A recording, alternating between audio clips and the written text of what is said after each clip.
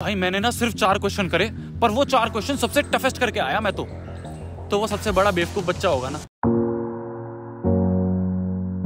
Hello everyone, this is शोभित निर्वाण और आज की ये जो वीडियो है, सबसे पहले तो एक चीज क्लियर कर दूं यार, तुम 9वीं में हो, 10वीं में हो, 11वीं में हो, 12वीं में हो, हर एक बच्चे के लिए वीडियो होने वाली है। ठीक है, कोई ऐसा बैरियर नहीं है कि ये खाली 9वीं के लिए होगी या खाली 10वीं के लिए होगी। हर एक बच्चों के एमसीक्यू इंट्रोड्यूस हो गया टर्म 1 में, तो इसलिए ये सबके लिए होगी। दूसरी चीज, बहुत ही ज्यादा रॉ वीडियो होने वाली है। मैंने ऐसा कोई स्क्रिप्ट नहीं बनाई है इसके लिए, ठीक है। और तुम बैकग्राउंड भी देख सकते हो, कोई इतना प्रोफेशनल बैकग्राउंड नहीं है। मेरे पास अभी स्टूडियो अवेलेबल नहीं था कुछ कारणों की वजह से, तो मैंने सोचा कोई बात नहीं, भाड़ में जाए बैकग्राउंड। बोलने वाला बंदा सेम है, सुनने वाले तुम सब प्यारे बच्चे सेम हो, तब भाड़ में जाए जो भी होगा। हम यहाँ पे कुछ 1 to 1 टॉक कर लेंगे, ठीक है। शुरुआत करते हैं यार। देखो, तुम सभी के काफ़ी कमेंट्स आ रहे थे, वही मैंने यहाँ पे लिख रखे हैं कि भैया अभी जो टर्म 1 में एमसीक्यू आ गए हैं, इसके लिए हमें कैसे तैयारी करनी है, क्या हमें स्ट्रेटेजी फॉलो करनी है, कौन कौन सी हम बुक्स फॉलो करेंगे। अब एमसीक्यू आने वाले, तो एमसीक्यू को करने की कोई ट्रिक है क्या भैया, और बाद में जब हम तुक्के मारेंगे तो तुक्के करने की क्या स्ट्रेटेजी होगी, ये भी आज मैं इस वीडियो में तुम्हारे साथ डिस्कस करूंगा। ध्यान से सुनते रहना। देखो यार, एक चीज़ समझो, तुम्हारे लिए जो एमसीक्यू वाली चीज़ है ना, ये बिल्कुल नहीं है। बट मैंने अपने पिछले जब 11वीं 12वीं के 2 साल है ना, ये सारे एमसीक्यू में ही निकाले हैं। जब मैं कोटा में था वो सारे एमसीक्यूज ही चलते रहते थे, तो मेरे को पूरा एक्सपीरियंस है, और वही एक्सपीरियंस मैं आज तुम्हारे साथ इस वीडियो में ऑनेस्टली शेयर करूंगा। तो इसलिए मैं चाहता हूं कि तुम ध्यान से पूरी वीडियो को सुनो। शुरुआत करते हैं। जब मैं क्लास 10 से क्लास 11th में आया था, तो जो मेरी क्लास 10th थी वो पूरी सब्जेक्टिव थी, ठीक है। वहाँ पे हमारे वैसे ही पेपर होते थे जो रिटर्न होते थे। बट जब मैं क्लास 11th में आया और मैं कोटा में गया, तो वहाँ पे मैंने जेईई की तैयारी करी, और वो सारे ऑब्जेक्टिव क्वेश्चंस की तैयारी होनी थी। तो ये 10th से 11th में ये जो जंप हुआ, मैंने अब बैठ के ये सोचा कि यार ये जो जंप इन कोटा वालों ने हमसे करवाया, ये किस तरह से करवाया, इन्होंने हमारे में ये ट्रांजिशन कैसे लाए, इन्होंने क्या ट्रिक अपनाई जिससे कि हम सब्जेक्टिव से एकदम ऑब्जेक्टिव में कूद गए, जो कि अब तुम्हें करना है। तुम भी सब्जेक्टिव करते थे, अब तुम्हें सब्जेक्टिव से ऑब्जेक्टिव में कूदना है। तो ये कैसे करना है, ये मैंने सोचा। तब मुझे रियलाइज हुआ कि इन्होंने ऐसा कोई बड़ी सी चीज़ नहीं करी थी, कोई हवा नहीं बनाया था। इन्होंने सिर्फ एक चीज़ करी कि इन्होंने हमें हर जगह से एमसीक्यूज में घेर दिया, ठीक है। हम जो भी बुक उठाते थे, इनकी मॉड्यूल्स होती थी, वो सारी एमसीक्यू होती थी। इन्होंने डीपीपी दी, वो सारी एमसीक्यू हो गई। सब्जेक्टिव ये देखते ही नहीं थे, हमें सब्जेक्टिव इन्होंने देखने ही नहीं दिया। इसका मतलब ये नहीं कि उन्होंने हमें थ्योरी पे फोकस नहीं करवाया, थ्योरी तो पूरी होती थी, उल्टा थ्योरी बहुत ज़्यादा होती थी, क्योंकि एमसीक्यू में थ्योरी बहुत ज़्यादा डिपेंड करती है। मैंने कि अभी एक बच्चे का कमेंट पढ़ा था कि भैया अब तो एमसीक्यू आ गए, अब थ्योरी का क्या करना। ये गलत है, थ्योरी इंपॉर्टेंट है, थ्योरी उल्टा बहुत ज़्यादा इंपॉर्टेंट है, ठीक है। तो थ्योरी को हमें नहीं छोड़ना है। तो मैंने ये सोचा कि तुम्हारे लिए अब क्या स्ट्रेटेजी होनी चाहिए। तो अब तुम्हारी क्या स्ट्रेटेजी होगी वो ध्यान से सुनो। तुम्हारा इस समय आधा अगस्त हो गया है, ठीक है। अब तुम्हारे पास हाफ अगस्त बचा है, एक पूरा सितंबर बचा है। तो मैं ये चाहता हूँ कि जो तुम्हारा आधा अगस्त बचा है और ये जो पूरा सितंबर बचा है, इसमें जो तुम्हारा रिमेनिंग सिलेबस है, जितना भी अब तुम्हारे पास बचा है, उसकी थ्योरी कंप्लीट करो अच्छी तरह, ठीक है। क्या थ्योरी कि भैया मैथ्स हो गया तो उसमें अपनी एनसीईआरटी सॉल्व कर ली, साइंस हो गई, एसएसटी हो गई, और इंग्लिश हिंदी हो गई तो उसकी एनसीईआरटी हमने रीड कर ली बहुत अच्छी तरह। तुम्हें कहीं भी कोई कोर्स लेने की जरूरत नहीं है यार, सब इस समय बिजनेस बना रहे हैं, दिमाग अपना चलाओ, खाली थ्योरी करनी है अच्छी तरह। थ्योरी हमने अच्छी तरह कवर कर ली, एनसीईआरटी अच्छी तरह पढ़ ली। अब हमारा अक्टूबर बचा है। मैं ये चाहता हूं कि इस अक्टूबर में तुम अपना पूरा तरह से अपने आप को एमसीक्यूज में घेर लो। जैसे हमें कोटा में घेरा था ना, मैंने बताया, इसी तरह से तुम अपने आप को चारों ओर से एमसीक्यू में घेर लो। अब तुम्हें सब्जेक्टिव नहीं करने, अब तुम्हें 1 महीने अच्छी तरह ऑब्जेक्टिव करने हैं। अब वो ऑब्जेक्टिव कैसे करने हैं, देखो ध्यान से सुनो। तुमने एनसीईआरटी अच्छी तरह पढ़ ली, एनसीईआरटी में तो एमसीक्यूज इतने हैं नहीं, ठीक है। अब तुम्हें एक रेफरेंस बुक लेने की जरूरत होगी। मार्केट में यार काफ़ी सारी बुक्स आई हुई हैं, ठीक है। बहुत लोगों ने बना दी एमसीक्यू के लिए बुक, ठीक है। और ऐसा कोई मैं यहाँ पे प्रमोशन करने तो आया नहीं हूँ कि भाई मेरे को ये अच्छी लगती है, मेरे को वो। मैंने सारी बुक्स देखी थी, लास्ट ईयर भी मैंने बहुत सारी बुक्स देखी थी, और मैंने बच्चों को ऑनेस्ट ओपिनियन दिया था। इस साल भी मैंने सारी बुक्स जो भी मार्केट में आई है वो मेरे पास रखी हुई है, और मैंने वो सारी देख ली हैं। मेरा अगर तुम ओपिनियन मानो तो सबसे बेस्ट जो है वो मेरे को लगी ओसवाल वालों की, ठीक है। उनकी बुक में मेरे को ये तो लगा कि हाँ क्वेश्चंस थोड़े से कम है, बट वो जो क्वेश्चन कम है ना, वो सारे क्वालिटी क्वेश्चंस हैं। हमारा हमेशा से मोटो रहा है कि हमें क्वांटिटी पे फोकस नहीं करना, हमें क्वालिटी पे फोकस करना है। तो इन्होंने क्वालिटी पे ज़्यादा फोकस करा है, तो मेरे को इसलिए अच्छी लगी। तुम्हारा जहाँ से मन करे तुम वहाँ से ले सकते हो, ठीक है। तुम्हारे आसपास वाला शॉपकीपर तुम्हें सस्ता दे रहा है, वहाँ से ले लो। तुम्हें अमेजोन से लेना है, मैं तुम्हें लिंक दे दूंगा, वहाँ से लेना, वहाँ से लो, कोई, ठीक है। मेरे को कोई फ़ायदा नहीं होने वाला है। मेरे को बुक अच्छी लगी, मैं तुम्हें वो यहाँ पे ऑनेस्ट ओपिनियन देने आया हूँ। तो अब तुमने क्या करा, थ्योरी कवर कर ली। अब तुमने ओसवाल का जो उन्होंने बुक निकाली है, एमसीक्यू लेनी है एमसीक्यू ले लो, क्वेश्चन बैंक लेनी है क्वेश्चन बैंक ले लो। क्वेश्चन बैंक में थोड़ा ज़्यादा थ्योरी भी उन्होंने दे दी है, वरना एमसीक्यू ले लो, जो एमसीक्यू वाली बुक है वो मैं बता दूंगा तुम्हें, लिंक विंक दे दूंगा, वहाँ से देख लेना। तो तुमने ये वाली बुक ले ली, अब तुमने वो बुक यहाँ पे सॉल्व कर ली। उसके बाद तुमने क्या करा कि अब तुम्हारे ऑब्जेक्टिव क्या है ना, तुम ऑब्जेक्टिव वाले पैटर्न में रमने लग गए हो। तुमने काफ़ी सारे क्वेश्चंस कर लिए उस वाली बुक में से। अब इसके बाद मैथ्स की बात करूं तो आर डी शर्मा जो है ना, उसके ऑब्जेक्टिव क्वेश्चन सारे लगा लो।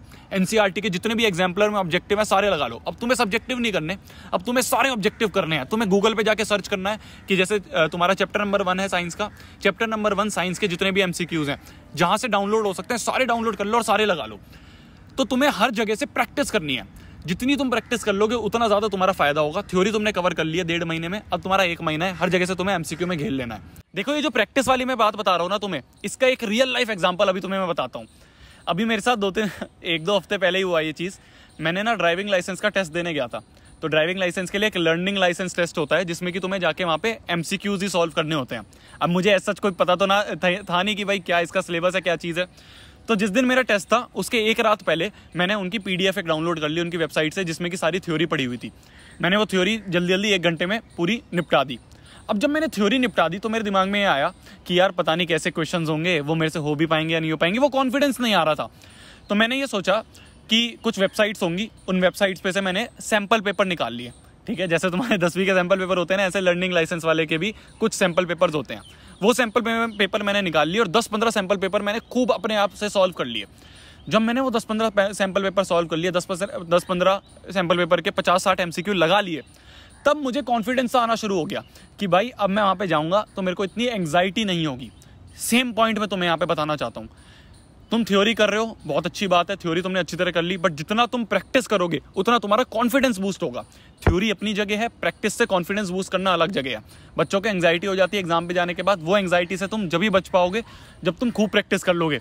एनसीईआरटी पढ़ ली, थ्योरी कंप्लीट कर ली, अब तुम्हें जहां जहां से मिल सकते हैं एमसीक्यूज वहां से सॉल्व करने हैं। तुमने गूगल से निकाल लिए, तुमने ओसवाल के निकाल लिए, तुमने एनसीईआरटी एग्जाम्पलर निकाल लिए, तुमने आर डी शर्मा निकाल लिए, खूब एमसीक्यूज लगाओ हर चैप्टर के, तो तुम्हें प्रैक्टिस हो जाएगी। और जब एग्जाम में तुम फाइनल जाओगे तो अंदर से कॉन्फिडेंस आएगा कि यार थ्योरी तो कंप्लीट कर ही रखी थी, एमसीक्यूज भी काफी लगा ही लिए थे, अब तो एग्जाम बहुत अच्छी तरह हो जाएगा। देखो यार, मैंने पहले बोला था ऐसा कोई मैंने स्क्रिप्ट नहीं बनाई है। जो भी मेरे दिमाग में इंपॉर्टेंट पॉइंट आते जा रहे हैं वो मैं तुम्हारे सामने रखता जा रहा हूँ। हमने स्ट्रेटेजी की बात कर ली कि किस तरह से हमें पढ़ाई करनी है आगे के 2.5 महीने के लिए। ठीक है, अब बात करते हैं कि पेपर के लिए कैसे ऑप्टिमाइज करना है हमें। जो पेपर होने वाला है वो ओएमआर में होने वाला है और सारा एमसीक्यू होने वाला है। तो कैसे हमें उसको अटेम्प्ट करना होगा, कैसे हमें अब जो सैंपल पेपर रिलीज होंगे उसको कैसे अटेम्प्ट करना होगा, उसकी स्ट्रेटेजी ध्यान से समझो। सबसे पहला काम होगा तुम्हारा, जनरल इंस्ट्रक्शंस को पढ़ो। जो भी ऊपर इंस्ट्रक्शंस दी जाती है ना पेपर में, वो ऑब्जेक्टिव वाले में बहुत ज़्यादा ज़रूरी होती हैं। मेरा एक ऐसा केस हुआ था कि मैंने वो, जैसे हमें सब्जेक्टिव में अपनी आदत होती है हम पढ़ते ही नहीं और शुरू कर देते हैं ना सीधा, ऐसा ऑब्जेक्टिव में मत करना। ऑब्जेक्टिव में एक बार ऐसा हुआ था कि मैंने सारे के सारे भाई क्वेश्चंस कर लिए और लास्ट में मैंने वो इंस्ट्रक्शन पढ़ी नहीं और लास्ट में मेरे दोस्त ने बताया कि यार इसमें तो नेगेटिव मार्किंग थी नहीं और मैंने तो तुक्के मार दिए। तो ऐसा मत करना, पहले जाते ही जनरल इंस्ट्रक्शंस पढ़नी है। अगर जनरल इंस्ट्रक्शंस में ये लिखा है, जो कि मोस्ट प्रोबेबली होगा तुम्हारे केस में, कि नेगेटिव मार्किंग नहीं होगी, अगर तुमने कर लिया तो इतने नंबर मिलेंगे, नहीं करा तो 0 नंबर मिलेंगे, इस तरह से होगा, नेगेटिव तो शायद ना हो। तो अब तुमने ये देख लिया कि नेगेटिव मार्किंग नहीं है। अब पहला तुम्हारा काम क्या होगा, पेपर देखा, पहला राउंड मारना है। ठीक है, पहला राउंड कैसे मारना है कि भाई क्वेश्चन देखा, सॉल्व होगा तो ठीक है, उसका आंसर निकाला और ओएमआर में भर दिया। दूसरा क्वेश्चन देखा, आंसर निकाला, ओएमआर में भर दिया। तीसरा क्वेश्चन देखा, अगर नहीं हो रहा है, तुम्हें ऐसा लग रहा है कि इसमें बहुत ज़्यादा टाइम जाएगा, तो उस पर गोला मारो, आगे बढ़ो, दूसरे राउंड में से देखेंगे। आगे देखा, क्वेश्चन आराम से सॉल्व हो रहा है, जल्दी से सॉल्व करा, ओएमआर में भरा, आगे बढ़े। इस तरह से एक राउंड मार लिया पूरे पेपर का। अब जब हमें सेकंड राउंड मारना है, उस सेकंड राउंड में वो गोले वाले क्वेश्चन देखो जो कि तुम्हें लग रहे थे टाइम टेकिंग है बट हो जाएंगे, तो वो टाइम टेकिंग वाले क्वेश्चन सेकंड राउंड में करेंगे। तीसरे राउंड में हम वो क्वेश्चंस करेंगे जो कि हमें लग रहा था भाई इसकी तो थ्योरी हमने पढ़ी नहीं और ये सबसे ज़्यादा डिफिकल्ट है, ये तीसरे राउंड में हमें क्वेश्चन करने होंगे। हो गए तो ठीक है, नहीं हो गए तो अब आता है चौथा राउंड जो कि होगा तुक्के वाला। तुक्के कैसे मारने हैं अब इसको ध्यान से समझो। सबसे पहले तो एलिमिनेट करो, बिल्कुल अजीब सा जो ऑप्शन दिख रहा है ना उसे एलिमिनेट कर दो। मान लो 4 ऑप्शन है तुम्हारे, 5, 15, 25 और एक है सीधा 100। तो ये 100 तो बिल्कुल ऑड सा ऑप्शन हो गया, तो इसको तो पहले एलिमिनेट कर दिया। अब तुम्हारे 3 ऑप्शन बचे, इन 3 में तुम आंसर निकाल पा रहे हो। कुछ वैल्यूज वगैरह पुट कर देते हैं ना कि अगर इक्वेशन है तो इक्वेशन में वैल्यू पुट कर दी और आंसर आ गया, इस तरह से निकाल पा रहे हो तो ठीक है। बट अगर तुम बिल्कुल ब्लैंक हो गए हो और तुम्हें ऐसा लग रहा है कि भाई अब मेरे पास टाइम भी नहीं बचा और मैं बिल्कुल ब्लैंक हूँ, तब ये वाली ट्रिक अपनाना। ये रिसर्चेस काफ़ी हुई हैं यार कि ज़्यादातर बी ऑप्शन जो होता है ना वो आंसर होता है। ठीक है, 100% श्योर नहीं है इसके बारे में, 100% कोई भी बात नहीं कह सकते, बट हाँ ज़्यादातर बी ऑप्शन जो होता है वो आंसर तुम्हें मिलेगा। तो अगर तुम ऐसी स्टेज पे आ गए हो कि अब तुम्हें नहीं समझ में आ रहा कौन सा ऑप्शन तुम्हें लगाना है, टाइम भी नहीं बचा है, तो बी ऑप्शन लगाए और पेपर ख़त्म करके आ गए। ये है मात्र तुक्का स्ट्रैटेजी, और कोई तुक्का स्ट्रैटेजी नहीं होती है यार, सिंपल सी ये चीज़ है।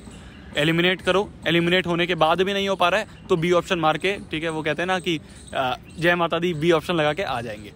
ये तुक्का स्ट्रैटेजी है।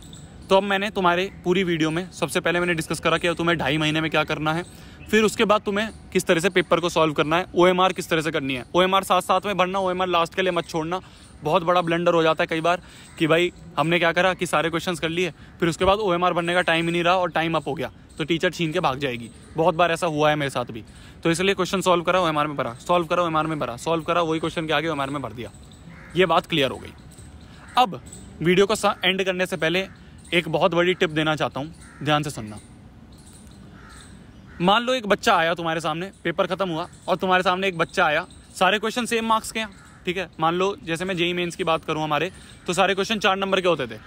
तो मान लो एक बच्चा आया और उसने बोला कि भाई मैंने ना सिर्फ 4 क्वेश्चन करे, पर वो 4 क्वेश्चन सबसे टफेस्ट करके आया मैं तो वो सबसे बड़ा बेवकूफ़ बच्चा होगा ना।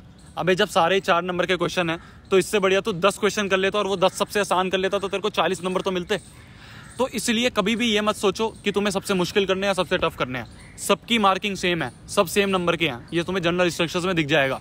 अगर सारे सेम नंबर के हैं तो ये कोशिश करो सबसे पहले सारे आसान वाले कर लो, जिससे कि तुम्हारे ज़्यादातर मार्क्स आ जाएं। ऐसा तो है नहीं कि तुम्हें कोई गोल्ड मेडल पिलाएगा कि तुमने भाई सबसे मुश्किल वाले सवाल करके आ गए, ऐसा तो कुछ नहीं है। नंबर सबके सेम आने हैं, सबके सेम नंबर है, 4 नंबर का सबसे मुश्किल वाला भी है, 4 नंबर का सबसे आसान वाला भी है, ठीक है। तो ये कोशिश करना कि सबसे आसान वाले करके सबसे ज़्यादा मार्क्स बटोर लिए। कोई बहादुरी नहीं होगी कि तुमने सबसे मुश्किल वाले कर लिए, मुश्किल वाले सवाल छोड़ने के लिए भी होते हैं। तो ये बात ध्यान में रखना। ये अभी तक मेरे दिमाग में आई थी, ये सारे मैंने पॉइंट्स लिख रखे थे जो तुम्हें मेरे को बताने हैं, ठीक है। तुक्का कैसे कैसे मारना है ये सब मैंने बता दिया। वैल्यूज़ पुट करके कर लेना, ये मैंने तुम्हें समझा दिया कैसे, कि कोई इक्वेशन आती है क्वाड्रेटिक इक्वेशन और तुम्हें 4 ऑप्शन दे दिए कि इनके रूट्स कौन से होंगे, तो क्या करो ना, वैल्यू पुट करके देख लो, जिसमें 0 आ जाए वो आंसर होगा। ये कुछ तुक्के की कुछ MCQ की ट्रिक्स होती हैं, वैल्यू पुट करके हम आंसर निकाल लेते हैं। अभी तक मेरे दिमाग में इतना ही थे, और कुछ आएंगे तो मैं अगली वीडियो में तुम्हारे साथ कन्वे कर लूँगा, ठीक है। और अच्छी लगी तो जो भी है तुम्हारा लाइक शेयर सब्सक्राइब वो कर देना। तब तक के लिए वही पढ़ना है, फोड़ना है, कहर मचा देना है और आग लगा देनी है, ठीक है। बाय, मैं चलता हूँ, अब यहाँ पे ज़्यादा देर हो रही है।